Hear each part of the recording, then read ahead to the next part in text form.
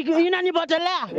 Kwa hivyo naomba mheshimiwa, hii mambo ya e-citizen sijui itaenda kwa dunia gani, haitafanya kazi kwa hii dunia ya Kenya. Yule alileta hayo mawazo ama hiyo decision ya kulipa karo na e-citizen ni mtu ambaye apendi wazazi wa Kenya na wazazi wa Makueni kwa jumla, kwa sababu unapata ya kwamba wazazi wengi katika hii hali ngumu ya uchumi hata wanaweza lipa karo kwa njia ya kupatiana vitu kama mafuno ya mashamba ama kuni, ama pia waende huko shuleni wakafanye kazi huko, kama kuna kazi ya kukata nyasi shuleni. Capitation ile inapatiana na ministry kuja shuleni inachelewa. Sembuze pesa ambayo inatolewa na e-citizen kuja shuleni. Sasa hapo ndio ufisadi itakidhiri mizizi. Hiyo tumekataa kama wakazi wa Kenya na wakazi wa Makueni. Kuambia serikali wacheni kusumbua wazazi, kwa sababu hiyo ni jambo ambao haitasaidia sana. Huku wazazi wetu awalipangi fees, awapelekangi cash, wanalipanga na kuni, wengine wanapeana chakula. All right, those complaints there is what we will be talking about here on the program tonight. The hashtag is NewsGang at Citizen TV Kenya. Before we get into that substantive matter, first things first. Welcome back. Welcome back. Happy New Year. Happy New Year. Happy birthday. Merry Christmas. I was going to say happy Eid, but not yet. It's coming earlier this year. Okay. Thank you. Yvonne, baadaye utaniambia na alikusumbua Laozawe. Hey, uko na kesi? I'm looking at them. Naangalia. Baadaye, there's people. Mama, they are here. Well, I was away. But it's good to be back. It's good to have you back. Thank you. Now, listen, while you've been away, interesting things have happened. So the government has launched the e-citizen payment platform, where they're saying centralizing everything. I mean, going to the park, if you want to pay park fees, it's all to one. It is 222 222.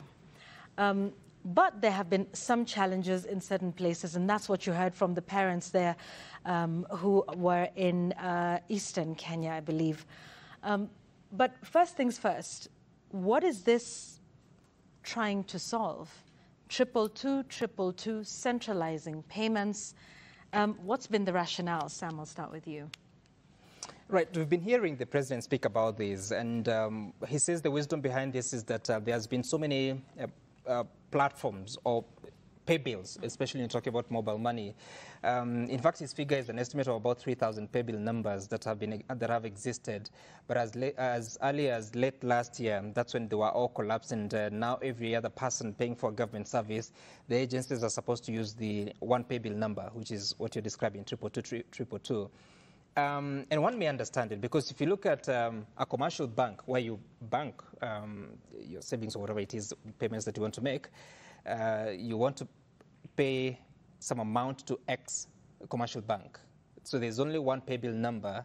The difference is the account number that you indicate there. So the government is trying now to centralize all these resources so that it's a way that it can actually be monitored based on the records of transactions, which is okay. But then now the latest contestation has been about the memo that went out by Dr. Belio Kipsang, the Principal Secretary for Education, to heads of schools in the national schools, telling them that they need to supply the account numbers of these secondary schools to the ministry, but also the National Treasury now is going to use those to incorporate them in the e-citizen platform. So in a way that moving forward, if you have a child at Mangu school, for instance, which is a national school, and they're going back to school and you want to pay for the school fees, you'll now have to go to the e-citizen platform, which is a payment gateway, so that you log in there, you input your details. Of course, you must have an account there, which has details of your identity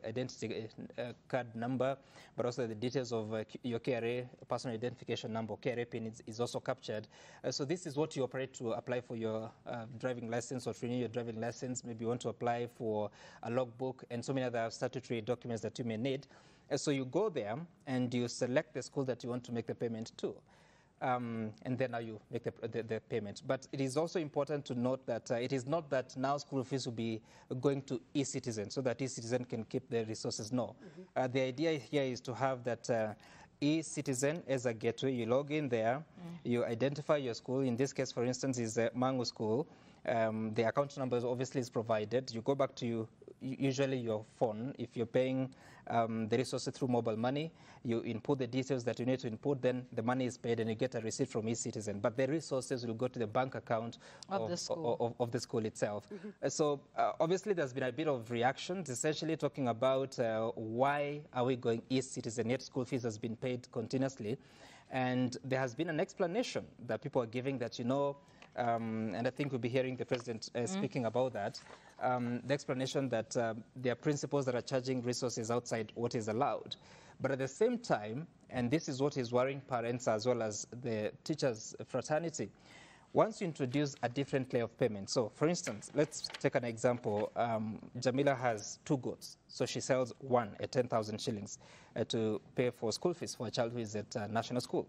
So that 10,000 shillings, ordinarily as of now, you take the 10,000 shillings, you go to your commercial bank, you deposit it in favor of your child. Yes. 10,000 shillings goes to your child school for payment of school fees. Once you introduce the eCitizen platform, ordinarily you have to deposit this money somewhere. Yes. Taking an example of mobile money, there are many, so you choose one, the one that you want. Then the eCitizen prompts you to make the payment. So you have to transfer that money from mobile money to the account, but also will be deducted a convenience fee that eCitizen charges. Ordinarily it has been 50 shillings, but now I hear there are ranges. So for every this to this, there's a charge that is being affected. So now that adds 2 layers of charges that we didn't have to deal with. So instead of taking the 10,000 to Jamila's child's school, you'll now have to introduce the convenience fee as well as the mobile money transfer fee, which is something else. And the significance of that is something that the government has not explained. Why is it that they want a lot of resources collected through that platform? And Yvonne, just from the explanation that Sam has given us, it kind of makes sense to some extent that when you pay to the school's account. Yeah. Before you continue, maybe we can listen to bite number 1, where Akelo Misori, Secretary General of KUPPE, talks about the accounts, and then maybe we can continue. Said the schools operate different accounts. Which account does the Cabinet Principal Secretary want the schools to submit? That's one of the questions that are coming up. But then now, following your explanation, as I said, it kind of makes sense. I think which brings up the issue of how well was this communicated to teachers and schools before it was implemented? Because there seems to be a lot of confusion and lack of general understanding of what exactly this means. And that's why some of these questions are being raised, because they're saying also which account. They even talk about how money for capitation doesn't make it to schools in good time. How do we expect the money that the parents are paying into the eCitizen account will get to the schools on time for the schools to be able to continue with their activities? But then now comes the other bit of it, which is from the parents, and we listened to some of the sound bites of them talking about how they used to pay fees by barter trade.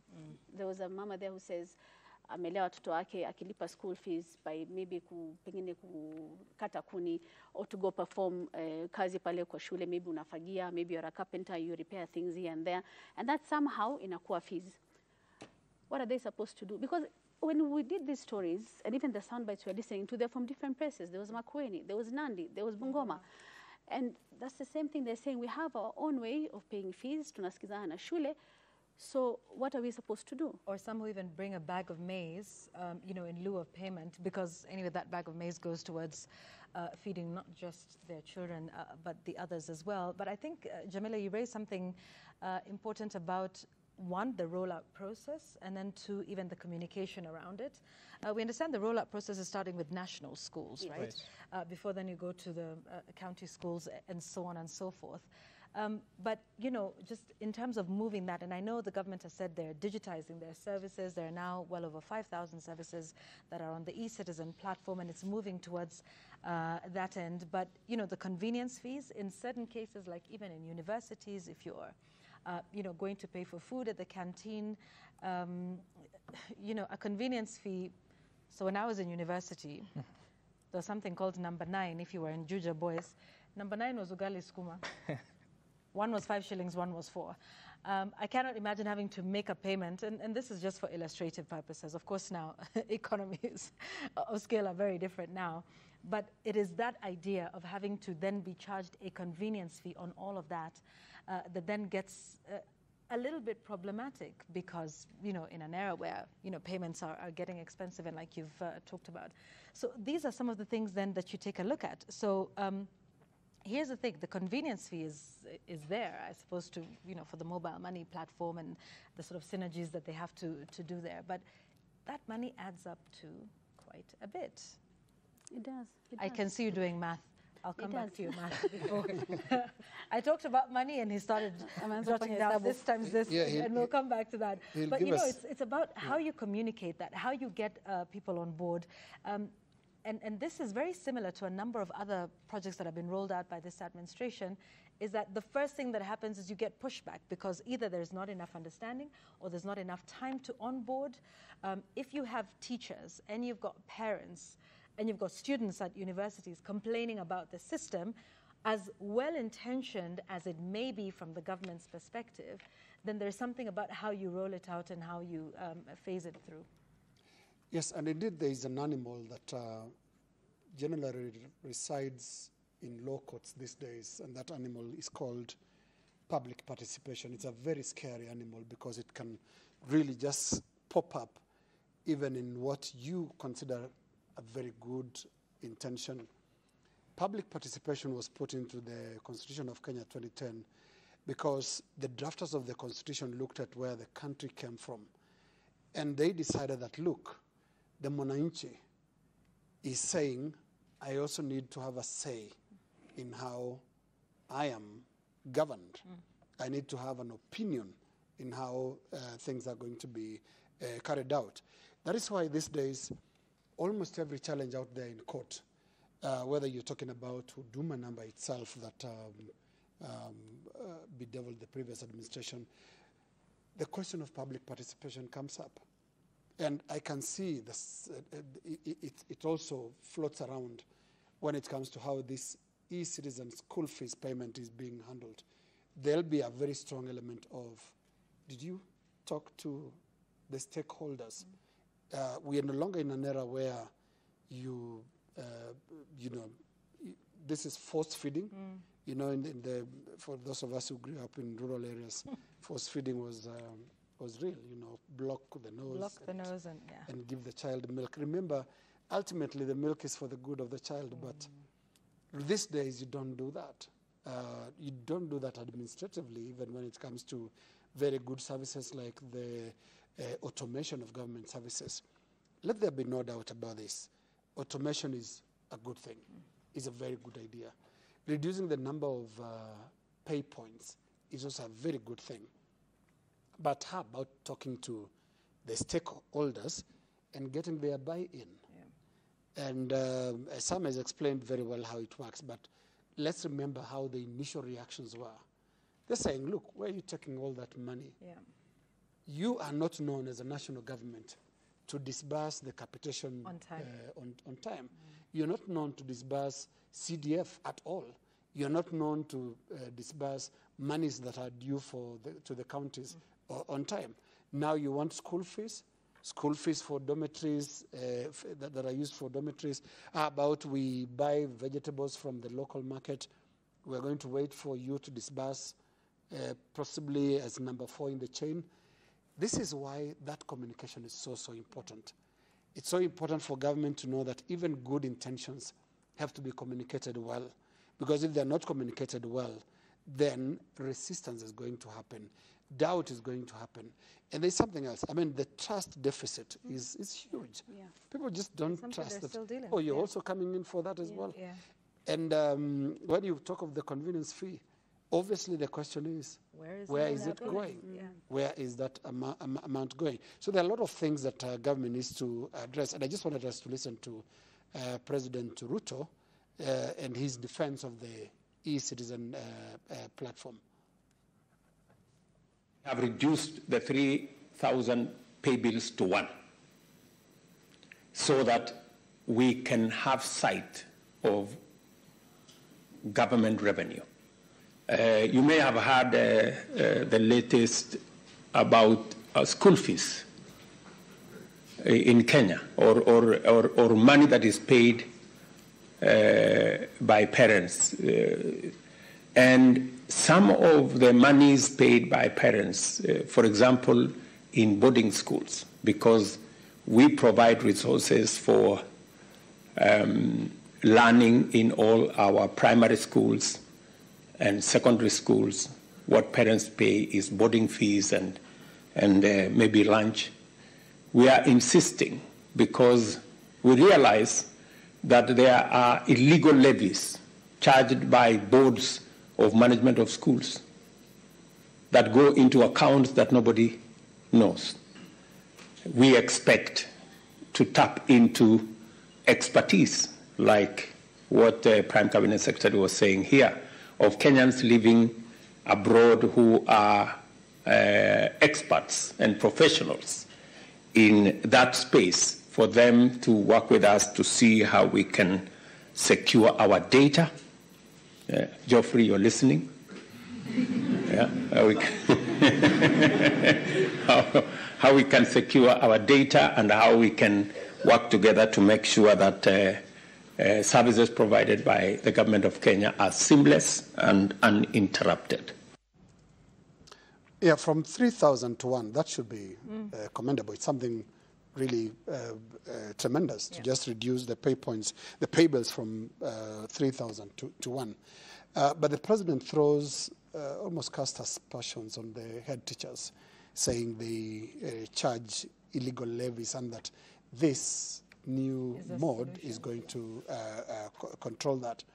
Remember, there are enough things to throw around in terms of blame both ways, because we are not in a space where even the 30% pay as you earn has been accounted well by government. So even head teachers or Kenyans, regular Kenyans, can say, hey, do you keep the taxes well, and how safe is the fees that is then going to come through the e-citizen?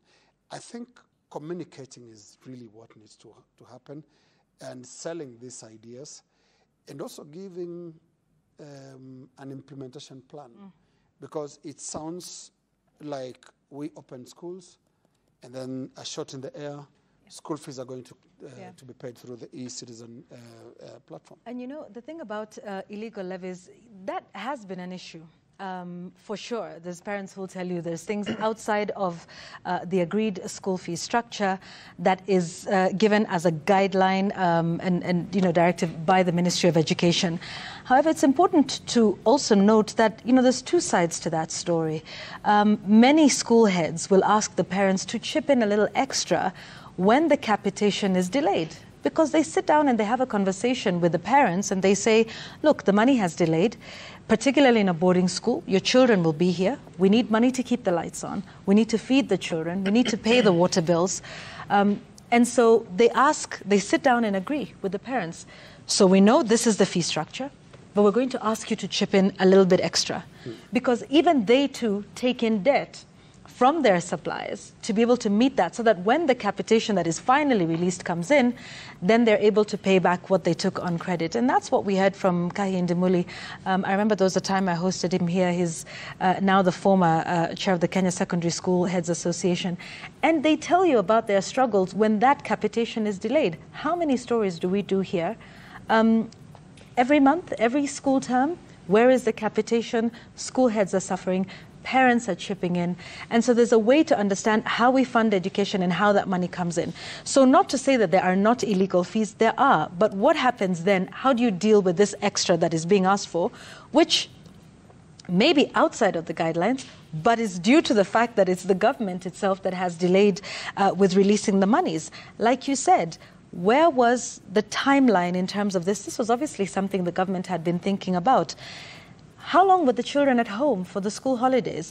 72 days, I believe, from the end of November until January. Well, I think it was in fact, exams, October, those who are not exam students had closed earlier. Yeah. They had these months to then say, by January, when schools resume, this is what we'll be doing. This is how it'll go. You take advantage of that and put out as much communication as possible. You know, sort of the civic education that we try to hope for during an election or such a period, it would be to have this, and it is phased and it is timely and it explains the process so that by January, everybody knows. Here's the other thing we haven't taken into account. I know, you know, the mobile phones penetration, and if you talk about 4G and that sort of thing, network. But the reality is there's still many people who do not have access to phones, who are still trying to get IDs, who then don't have the idea of putting, you know, money on your phone and transacting that, you know, through a pay bill number. So these are all things that must be considered and thought about, so that you say, if you live in this area where there's poor network, this is how we're going to do it. You know, for those who are living in underserved areas when it comes to mobile network coverage, these are the solutions we're going to have, as opposed to a very shotgun thing. And one last thing I will say on this, as we've seen with all other directives, with all other initiatives, it comes across as a directive. And it's a lecture, and it is, you know, as opposed to just speaking to people and helping them understand, this is what we're doing, this is what it means. And I understand the President there was, of course, responding to the courts that halted the payment process, Jamila. Yes, actually the High Court on Wednesday suspended the directive. This was Justice Chacha Mwita who suspended the circular that was issued by PS Belio Kipsang. That was issued on January 31st, that of course required the parents and guardians and students to pay fees. 31st? January 31st is when the circular came out. Okay. So the court has suspended the circular until 13th of February, which is next week on Tuesday, because of a case that was taken to court by Nakuru-based surgeon Magare Gikenyi. We know him, he's gone to court a few times over government directives. And some of the issues that he raised were, one that Linus has just talked about, that this decision was arrived without public participation and without respecting statutory and constitutional safeguards, like hakuna mtu aliyeulizwa mnataka ama humtaki. He talks about other things like what you've just talked about, those in the rural areas. Maybe they do not have access to mobile phones or network. Will they be able to make this payment? And they're used to a system that has worked in the past, so why are you changing it now? He talks about, he says the way, what we said about the barter trade that some parents have who pay fees in kind, maybe provide maize or beans to the school. Yeah, those people will be locked out by this decision. And he talks about how there's no legislation or any framework or statutory guidelines on how this fund will be utilized and then sent back to the end users. Those questions that Linus was talking about, that most people have who ask, is the pesa zinaenda wapi? There's always been suspicion about money matters, because in the past, pesa zimepotea. So people are wondering, okay, the way things are now, hizo pesa yenyewe kupata ni ngumu. But now you're telling us to put it somewhere we are not used to, put the money, a system we are not used to. And you talk about what has been said, that, oh, part of the reason is because cash payments are prone to abuse, what the President has said. Because this other system has always worked, why don't you go after the money that is disappearing, the money that is supposed, or the school heads extra fees. That charge extra fees, instead of overhauling the whole system in a way that we've said has been abrupt, has not been really, the stakeholders have not been involved. The rollout has been done hivyo tu, watu hawaelewi waanze wapi wafanye nini. So much so that the matter that is before court has a lot of issues that have been raised that actually do make sense, that hold up, shouldn't they have thought about this before rolling this out? And the government is facing a lot of issues in court in terms of the directives being shut down because of process, how was this done, what all the steps that were followed. So we'll wait and see what happens in court on 13th of February, which is next week on Tuesday, about what the petition that has been brought by Dr. Gikenyi. And you see, the interesting bit is, and I hear you highlighting the challenges of network coverage in the country, because there are areas that are still not covered. So why are you complicating a fairly simple process? Just paying school fees. I mean, it's just paying. Why are you complicating it? Because people have been paying school fees for so long, even when the internet penetration had not been quite sufficient across the country. But then again, you look at I think it was December or November last year that we had reports from the immigration PS who was saying that on a single day the eCitizen platform had collected nearly 1 billion shillings. It was just slightly over 900 million shillings. And that provoked a thought, because I was wondering, is it that these are charges from the convenience fees, or is it the payments for services that have amounted to 900 million shillings? Of course, it doesn't seem like it's convenience fees, because most of the time when you pay for services, the convenience fee is about 50 shillings.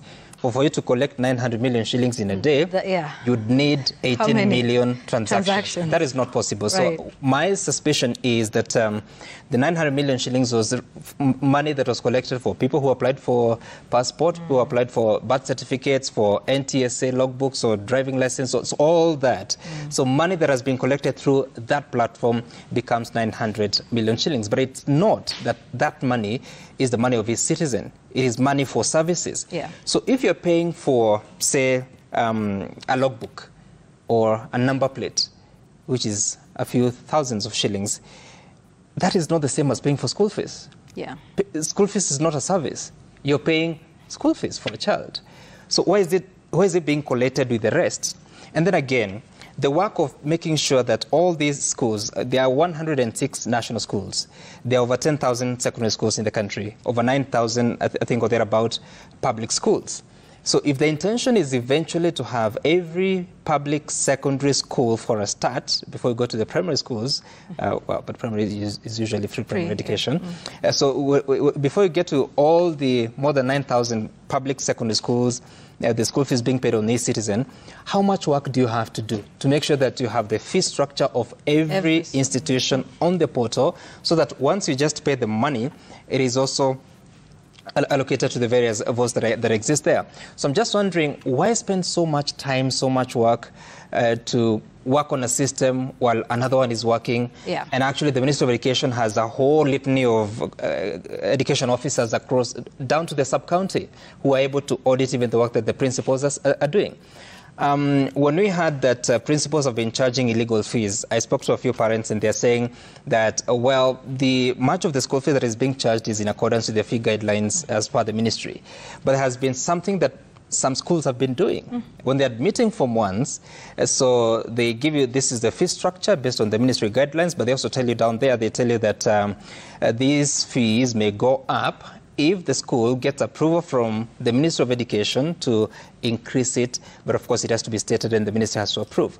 But there's something else. You hear that most of the parents that have children joining Form 1, they are told outside the fee structure, there's certain money that you have to pay for development. Yes. This is not new information in the year 2024. I'm sure it has been happening for the past few years, and Ministry of Education officials know, as high as Jogoo House, as low as sub-county level, they must know what have they done with it if they indeed think it is illegal. Because no head teacher will do such kind of thing without the knowledge of an education official, because they need also to be covered. If the head teacher is asking for illegal resources, then the parents have a responsibility to also report and say, if they are bold enough and they don't want to disadvantage their child, they should also complain that actually we're being charged fees outside the fee guidelines. But there's been also this conversation that head teachers have been speaking and saying that these guidelines came in 2015. We are now in 2024. It is 9 years later. The realities. The cost of bread in 2015 is not the cost of bread in 2024. How are they supposed to be surviving? So there's certain issues that need to be addressed, to be looked into. And I was doing some math, Yvonne. Assuming we have 4 million students in secondary schools today, and assuming that all of them are in public secondary schools, and a parent is paying school fees at least once every term. Yeah. So the convenience fee, assuming it's 50 shillings. So for every transaction, 50 shillings is charged. For 4 million students, that would be 200 million shillings. Times 3. For convenience fees. Yeah. So for three terms, that is 600 million shillings. Convenience fees per year. That is convenience fees. And you are that's talking about which schools? Huh? National schools that is only? not the school fees. That's not the school fees. That That's is the just convenience fee. The school fees, of course, will be... For just national schools now, you're talking about, this is in general? About 4 million students. Okay. If it's 4 million students at the public secondary schools. Now, you look at this figure of 600 million shillings. What is it telling us? There's something the government is not saying. And if you look at the reports from the International Monetary Fund, that is the IMF, they say that it's supposed to be... the government of Kenya has committed to continued revenue generation measures. That's why they are talking about reviewing the taxes, reviewing the appropriations in aid. Ministries are getting different targets. Well, appropriations in aid is what ministries are allowed to charge for services that they render. That is why you saw the Gazette notice from the Interior Ministry saying that they're going to raise the cost of renewing an ID. Yeah. Sorry, not renewing, but replacing an ID. Yeah. The cost of renewing a passport was going to be increased, and I think that it was effective 1st of January 2024. I haven't checked if it has. But all these things are speaking to the promise to the IMF that the government of Kenya is keen on raising revenue. Why not just explain that eCitizen, why we are doing this is because we need revenue, so that you tell Kenyans it is for the good of everyone. Yeah. You make a sacrifice. Yeah. But also you help the country. And you see, that is just from paying school fees, huh? Yeah. But all the other things that are hospitals? You do that with hospitals, do that with KWS, do that with a number of all the other services that you now have to pay for on eCitizen. Then you see where that is going. I mean, everything, including even, you know, the expressway, the cost of that has gone up. You know, you can see that everywhere. I just, as we take a break, I want to read this message from a viewer who says, on eCitizen, has the directive banned payment of fees in kind or local arrangements? I doubt it. Even now, the ministry doesn't recognize fee payment in kind, yet it goes on. What makes people think the directive bans such arrangements? Are we engaging in the wrong debate? Perhaps the debate should be, are teachers still going to send students away who pay state-sanctioned fee and have balance of the extra fee? So some questions there around, do these directives take into account realities on the ground and how things actually work? But that is interesting.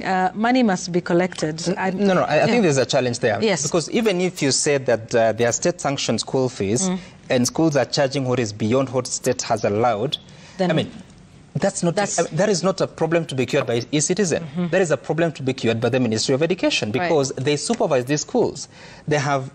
So they know Sam Gituku, who's the head of this school, is collecting illegal fees. Yes, sort it out. They have quality assurance officers that quality assurance and standards officers that go to different schools. Yeah. They're able to look at the fee structure and say, so is this in accordance with what the Ministry of Education has allowed you to do? No. But then also it is the responsibility of those officers paid for by the taxpayers' money to ensure that what is in the fee structure is what parents actually are charged. Yeah. Additionally, we operate in this country, and you know how close schools are to the community. They are perhaps the most consultative institutions, public institutions that we have. A teacher doesn't just wake up and say, I'm going to put the fees or charge this amount.